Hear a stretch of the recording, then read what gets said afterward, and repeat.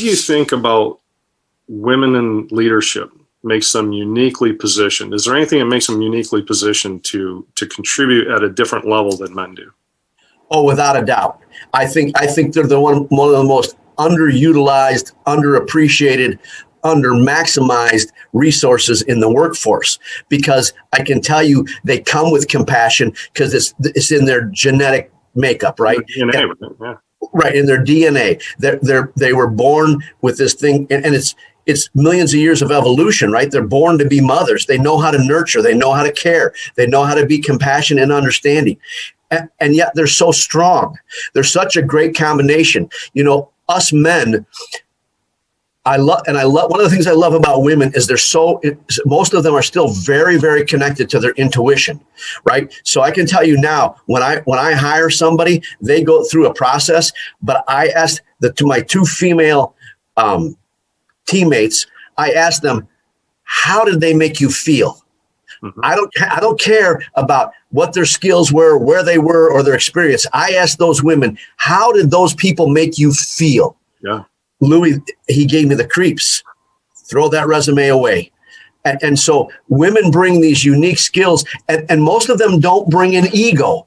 Men from really early on, and I've done a fair amount of reading and research about this. Mm-hmm. Us guys, really early on, we were taught, don't cry, suck it up, walk it off, be a man, don't be a baby, don't cry like a girl, right? Mm-hmm. And so then we developed this macho crap that's just that, macho crap. And so most men, and you can watch them in a room, they're busy wanting to be the biggest dog in the room. Right. Women don't come in from that place. Women come in from a place, now they can have drive and ambition, but they're really coming from a place of, okay, how do we do this? How can we put this together? And how can we take care of everybody while we're going after this thing? And that's why there's so many great leaders. I don't know if you, and I'm going to draw a blank on her name, but there's a great resource out there. If people don't know, it's called Masterclass. Mm-hmm. Yeah.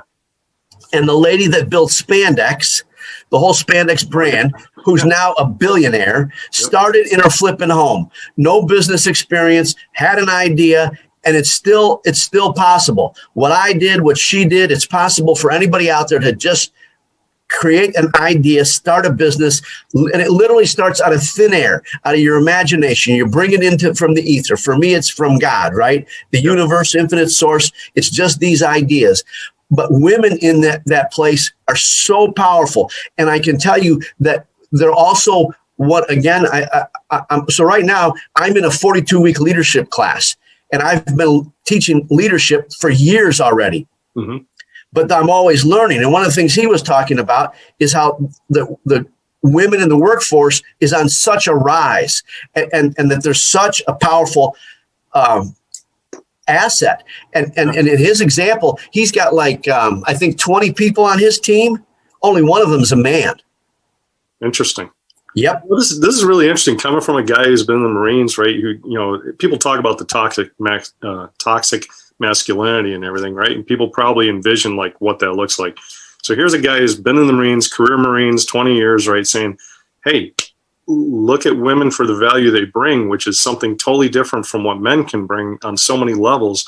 There's extreme value, and they can do things that we just innately can't, right? Because they're programmed that way from their DNA. And if you want to recommend somebody to appear on the podcast as a guest, please email us at info@opsqc.com.